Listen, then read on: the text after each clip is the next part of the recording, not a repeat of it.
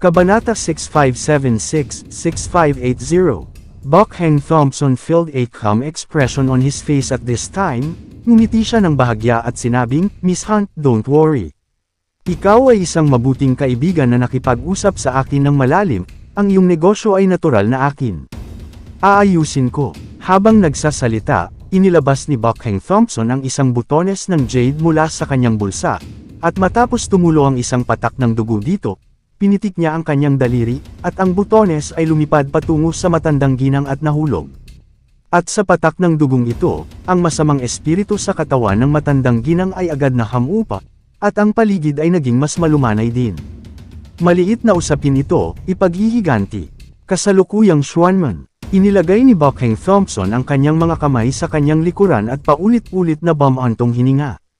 Agad na nakatuon ang mga mata ng mga manunood kay Bokheng Thompson, at ang mga mata ng lahat ay napuno ng inggit at paghanga.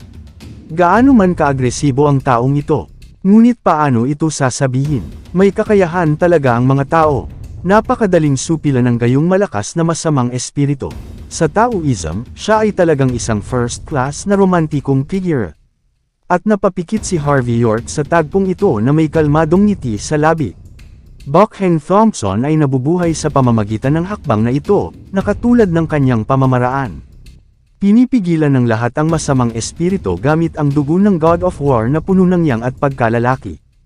Maaari itong patakbuhin sa isang pamamaraan ng pagpatay. Mula sa puntong ito ay makikita rin na si Bokheng Thompson ay talagang may kakayahan at kaalaman, at tiyak na may sapat na pagkakataon at kakayahan. Ngunit ang problema, isang bagay ang nakita ni Harvey York, iyon ay, ang kakulangan ng karakter ni Bokheng Thompson. Ang isang tao ay dapat na isang taong nag-iisip tungkol sa pamilya, bansa, at mundo, upang magkaroon ng sapat na kapangyarihan na baguhin ang sariling dugo tungo sa isang bagay na pumipigil sa kasamaan sa mundo. Sapat na ang lakas ni Bokheng Thompson, ngunit hindi sapat ang kanyang pagkatao. Noong nakaraan, maaaring ginamit niya ang parehong paraan upang malutas ang maraming problema. Ngunit sa pagkakataong ito, nakatadhana siyang mahulog. Pagkatapos ng lahat, ito ay isang problema na kahit na si Harvey York ay nabaril ng 2 beses sa isang hilera, at hindi ito ganap na nalutas. Sure enough, sa walang pakialam na mga mata ni Harvey York, may nakita siyang crack na biglang lumitaw sa jade button. Kaagad pagkatapos, nabasag ang bitik, at ang masamang espiritu sa loob ay agad na sumabog. Ngunit sa pagkakataong ito, ang mga masasamang espiritong ito ay hindi na umangkas patungo sa matandang ginang, ngunit direktang sumabog sa buong silid. Sa isang iglap, napuno ng kadiliman ang buong silid. Lahat ng tao sa Hunt family ay may maitim na balat, at ang puting buhok ay nagsimulang tumubo sa mga mukha ng ilang tao. Si Bokheng Thompson, na orihinal na puno ng kumpiyansa, ay biglang nagbago ng mukha. Ito ay kung paano ang parehong bagay. Sa panig ng Hunt family, pagkatapos niyang mabalitaan ang nangyari kanina, gumawa siya ng isang espesyal na dula. Ang kanyang layunin ay upang maging sanhi ng isang insidente, at pagkatapos ay sugpuin ang lahat at lutasin ang problema sa kanyang sarili, upang makapasok sa negosyo ng Hunt family, higit na makapasok sa Hunt family, at kontrolin ang Hunt family.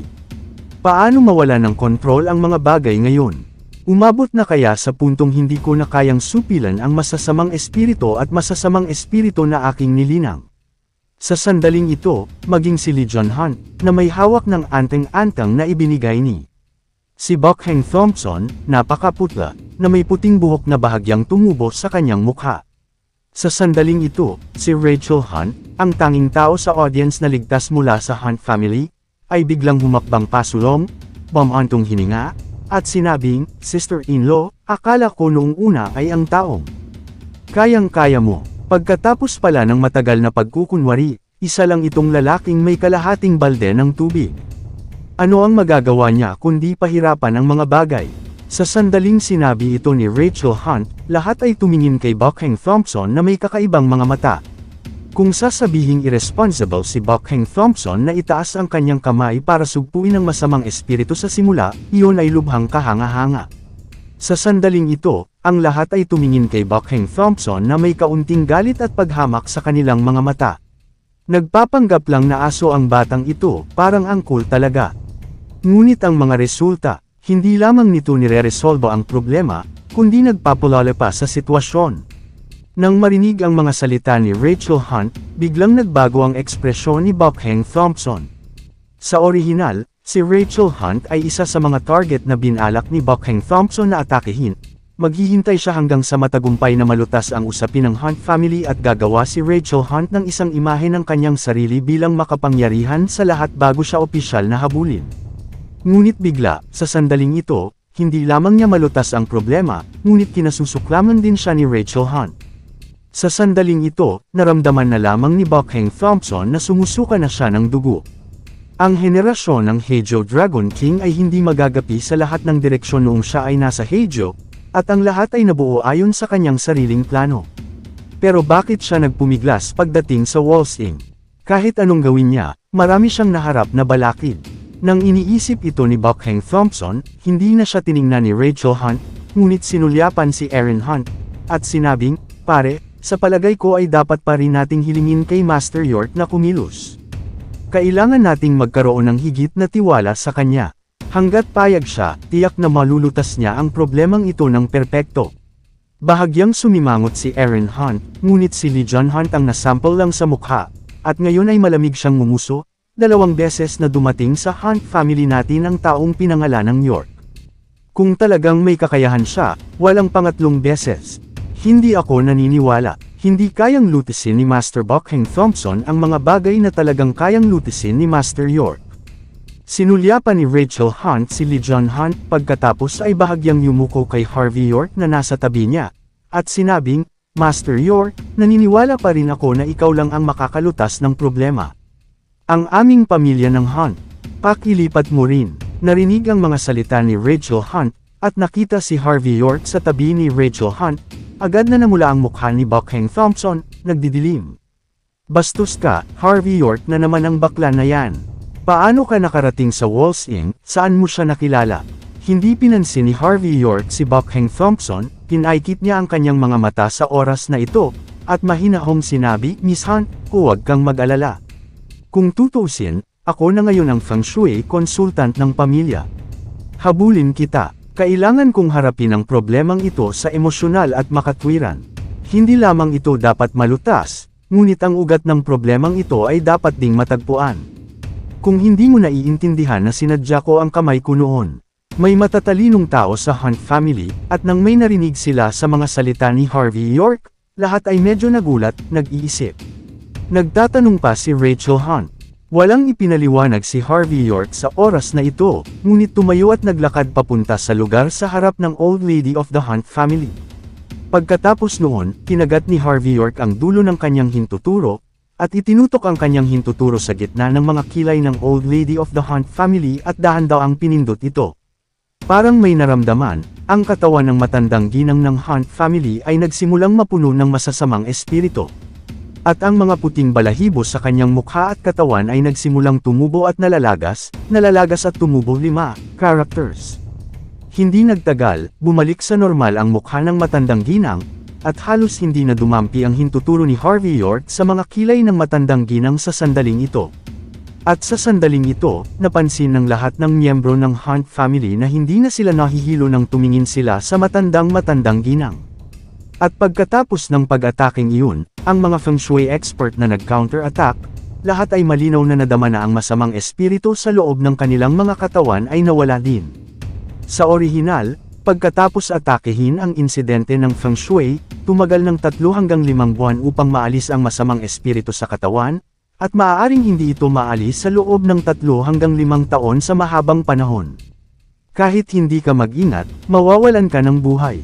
Gayunpaman, nang itinaas ni Harvey York ang kanyang kamay, hindi lamang niya nalutas ang sitwasyon ng Old Lady, ngunit nalutas din ang kanilang mga problema, direkta. Nangangahulugan ito na pinigilan ni Harvey York ang pinagmulan ng masamang espiritu sa Old Lady. Ang antas na ito, ang kakayahang ito, ay lampas sa imahinasyon. Sa sandaling ito, ang mga mata ng mga Feng Shui master na ito na nakatingin kay Harvey York ay puno ng paghanga. Ano ang isang tunay na guro?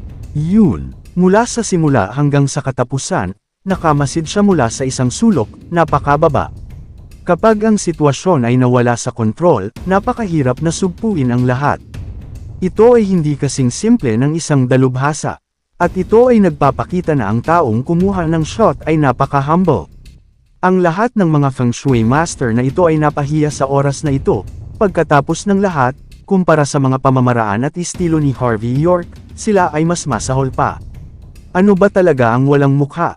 Ito ay, kahihiyan, ang kawawang monghe ay nag-angkin na siya ay isang iskolar ng langit at ng tao. Ngunit ngayon alam natin na may mga tao na higit pa sa tao, mayroong langit sa labas ng langit, at ang kaawa-awang monghe ay kinuha ito. Master York, natanggap ko na ang iyong pag-ibig ngayon. Kung mayroong anumang mga paghahatid sa hinaharap, maghihintay ako hanggang sa ako ay mamatay. Sa hinaharap, sa harap ng Master York, hindi ako maglakas loob na banggitin. Feng Shui.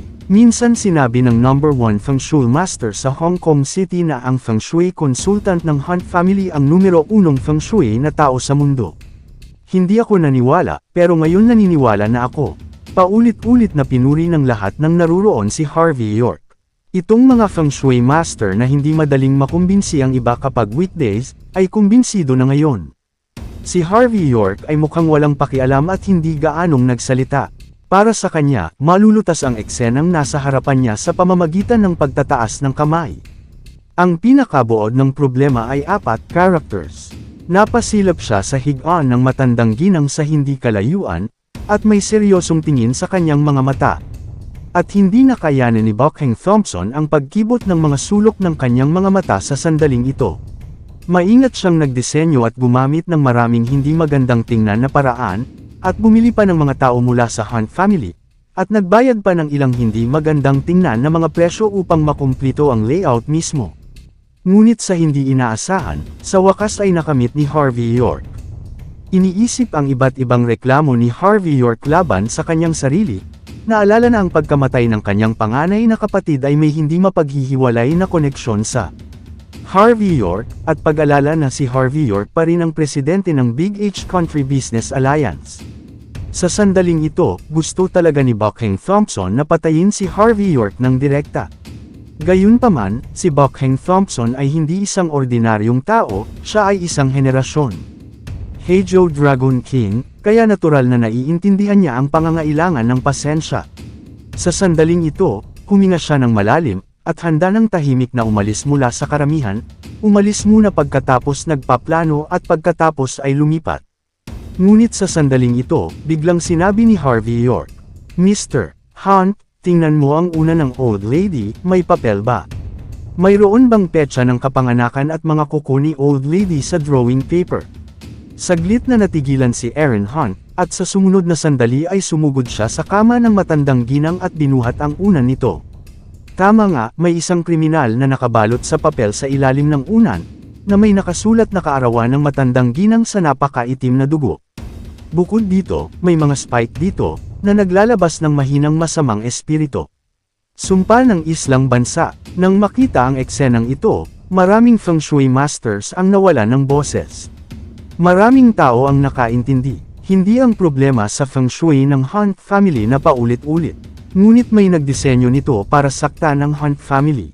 Hindi napigilan ni Aaron Hunt na umungol, Sinong gustong saktan ang nanay ko?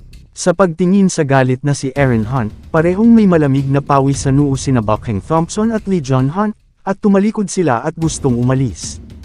Gayunpaman, tila may naramdaman si Aaron Hunt, ikanaway niya muna ang kanyang kamay, at lumitaw ang lahat ng bodyguard ng Hunt family, na humaharang sa lahat ng pasukan at labasan. Pagkatapos ay malamig na sinabi ni Aaron Hunt, ang pamilya ng Hunt ay nasa loob ng maraming taon, at hindi siya tanga. Ang taong sadyang sampi ng aking ina ay malamang na nais na makakuha ng sapat na mga benepisyo sa pamamagitan ng gayong paraan. Kahit na gusto kong maging bisita ng aking Hunt family, at pagkatapos ay planong kunin ang aking Hunt family. So, walang makakaalis sa mga taong naruroon ngayon. Hindi ka maaaring umalis hanggat hindi malinaw at malinaw ang problema. Nang marinig ito, lahat ng Feng Shui Masters na naruroon ay nagtinginan sa isa't isa ng may pag-aalala. Ngunit alam din ng lahat na para sa isang mayamang pamilya tulad ng Hunt family sa Walls Inc., ito ay ganap na hindi katanggap-tanggap. May problema sa Feng Shui, okay lang, solasyunan mo lang. Ngunit kung ang isang tao ay sadyang nagplano ng Hunt family, ito ay isang bagay ng kawalang hanggan. Kaya lang, ang mahika ng isla na bansa ay malinaw na hindi nangangahulugan na ang mga taong ito ay naruroon. Ano ang silbi ng pagpapanatiling lahat dito? Si Master Yuan Hui ay may katayuan, umubo sa sandaling ito, at sinabi, Mr. Hunt, naiintindihan namin ang galit ng pamilya. Manghuli. Gayunpaman, ito ay malinaw na isang isla spell. Lahat ng naruroon ay walang kinalaman sa islang bansa, ni hindi nila nagagawa ang spell ng islang bansa. Sobra na ba para paghintayin ako? Sobra. Malamig na ngumiti si Aaron Hunt. Kung alam ng Hunt family kung sino ang sumalakay sa ating old lady, kung gayon ang ating Hunt family ay magiging masyadong malayo. Lahat ng naruroon ay isa ring eksperto sa feng shui. Kung gusto mong patunayan na ang bagay na ito ay walang kinalaman sa iyo, ito ay napakasimple. Tulungan lang ang Hunt family na malaman kung sino ang sumumpa. Kung hindi, may kasalanan sa pagpatay, at walang paglaya. Kasunod ng utos ni Aaron Hunt, lahat ng cowards ng Hunt family ay naglabas ng kanilang mga baril at binuksan ang peace guard. Malinaw, para sa Hunt family, ang bagay na ito ay umabot sa pinakadulo. Tuan Hunt. Nang hindi alam ng lahat kung ano ang gagawin, si Harvey York ay nagsalita habang hawak ang kanyang tasa. Ang spell, kapag nasira, ay magiging backfire sa taong gumawa ng spell. Ngayong napigilan ko na ang spell, basta sunugin mo ang paper doll sa apoy, natural na lalabas ang taong cast the spell. Nang marinig ang mga salita ni Harvey York, nagdilim ang mukha ni Buckhang Thompson. Ngunit bago pa siya makapagsalita ng anuman, tiyak na kumuha si Aaron Hunt ng lighter at sinindihan ng papel na effigy. Pagsabog, agad na nagliyab ang maliit na papel na figurine na parang nabasa sa mantika. Nang ito ay naging abo, isang sinag ng pulang ilaw ang lumipad at dumapo sa pagitan ng mga kilay ni Buckhang Thompson. Nanginginig ang katawan ni Buckhang Thompson, at sa sumunod na sandali, dumaloy ang dugo mula sa sulok ng kanyang bibig. Obvious naman, siya ang nag-spell sa Island Country. Para kay Buckhang Thompson, ang Dragon King ng Heizhou, nag-aral siya ng mga kasanayang Chino at kanluranin sa nakalipas na 5 taon sa Heizhou, at pinagkadalubhasaan niya ang maraming pamamaraan ng pagpatay. Ang islang spell ay isa lamang sa kanila. Nagbigay siya ng spell sa old lady ng Hunt family, at pagkatapos ay iniligtas ang old lady mismo. Ang pamamaraang ito ay ang pinakamadaling paraan upang mabili ang mga puso ng mga tao. Sa kamalayan ni Buckhang Thompson, hindi sinisira ng mga tao ang mundo para sa kanilang sarili, at ang mga nakakamit ng magagandang bagay ay walang pakialam sa maliliit na detalye, at mamamatay sila kung magtagumpay sila. Hanggat maaari mong makamit ang iyong sariling mga layunin, ano ang ibig sabihin ng maliit? Siya ang Dragon King ng Heizhou. Kaya lang, hindi niya inaasahan na pagkatapos bumalik sa Wolfsing ay may nasira talaga ang kanyang invincible method. Kahit na ang ibang mga tao na naruroon ay walang Harvey Yorks kaya, madali nilang masira ang spell. Pero kung tutusin, isa siyang feng shui master. Hindi ka pa nakakita ng baboy na umakyat sa puno, lagi ka bang kumakain ng baboy? So after seeing this scene, nag-react agad sila. Ang pangunahing salarin sa bagay na ito ay si Buckhang Thompson. Si Master Yuan Hui ang unang nag-react, umirap siya. Buckhang Thompson at sumigaw, bastard. Walang hiya, ganap na isinumpa ang old lady of the Hunt family gamit ang isang islang country spell. Ang iyong puso ay may kaparusahan. Ikaw bastard, ang iyong mga iniisip ay masyadong mabisyo. Para talagang maglaro ng laro para sa Hunt family, at hayaan ang aming malaking shot na sisihin kasama mo. Nang marinig ang mga sumpa mula sa mga feng shui master na ito, naunawaan ng lahat sa Aaron Hunt. Ang taong gustong humarap sa Hunt family ay si Buckhang Thompson na nabuhay sa bastard na ito. Kaagad, tumingin ang lahat kay Harvey York nang may higit na pasasalamat. Kung hindi dahil kay Harvey York, hindi lang ang old lady ay hindi naligtas, marahil ang Hunt family ay naibenta at tinulungan sa pera. Ngunit nang makita ang lahat na nanlilisik sa kanya, bawat isa sa kanila ay muli at muli na nagmumura sa kanya, ang mukha ni Buckhang Thompson ay agad na napalitan ng puot. Siya ay isang henerasyon ng Heizhou Dragon King. Paanong ang mga karakter na ito ng Toyo ay labis na nakakainsulto sa kanilang sarili?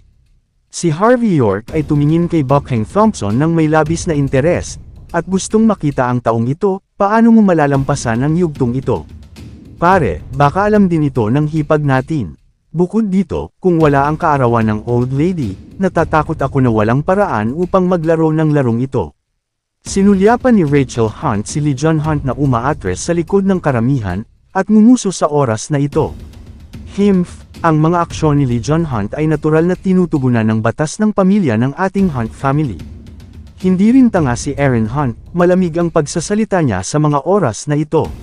Ngunit pagkatapos, ang kanyang mga mata ay nahulog kay Buckheng Thompson. Ang isang pahina ay isang pahina, Lee John Hunt, gusto ko siyang harapin. Pero Mr. Thompson, gusto mo bang bigyan kami ng paliwanag tungkol sa Hunt family? Anong sama ng loob sa'yo ng Hunt family natin? Kaya ikaw mismo ang magdidirekta at mag-act out sa eksena. Ito, at sasaktan mo ba ang Hunt family ko? At kahit isang matandang halos 100 taong gulang ay magagamit ito. Habang sinasabi niya ito, ang mga mata ni Aaron Hunt ay napuno ng layuning pumatay. Malinaw, hanggat may pagtatalo, hahayaan niyang may pumatay sa kanya. Magpaliwanag. Ano ang paliwanag? Malamig na bamantong hininga si Buckheng Thompson sa oras na ito. Hindi ko alam kung ano ang sinasabi mo. Kung hindi ako inimbitahan ni Miss Hunt dito, wala talaga ako dito. Master Hunt, kung gusto mong magdagdag ng mga krimen, walang dapat ikabahala. Stop pretending, sa tingin mo ba lahat ng naruroon ay tanga? Tumingin si Rachel Hunt kay Buckheng Thompson at malamig na sinabi, kahit na ang dugong isinuka mo ay pilit na nilunok, sa tingin mo hindi alam ng lahat na ikaw ang gumawa. Dad, ano ang gusto mong ipaliwanag sa kanya? Hayaan mo na lang siyang tanggalin at ibigay sa police station. Hindi, dapat itong ibigay sa Dragon Prison. Maaari talagang gumamit ng island country spells ang lalaking ito, hinala ko na nasa Midler pa rin ang mga ninuno niya. Ito ay dapat na isang tao na nakakalimutan ang kanyang mga ninuno at may akses sa mga dayuhang kaaway. Nang marinig ang mga salita ni Rachel Hunt, malamig na bamantong hininga si Aaron Hunt at tumigil sa pagsasalita ng walang kaparikon, ngunit sa pagwagayway ng kanyang kamay, mahigit 100 bodyguard ang lumabas na nakapilipit ang leeg. Gayunpaman, nang makita niya ang mga bodyguard na ito, mukhang malamig si Buckheng Thompson, ngunit hindi niya sinasadya na tumalikod at umalis. Siya ang Dragon King. Paanong ang Dragon King ay parang isang nawawalang aso, tumatakbo palayo sa ganitong sitwasyon?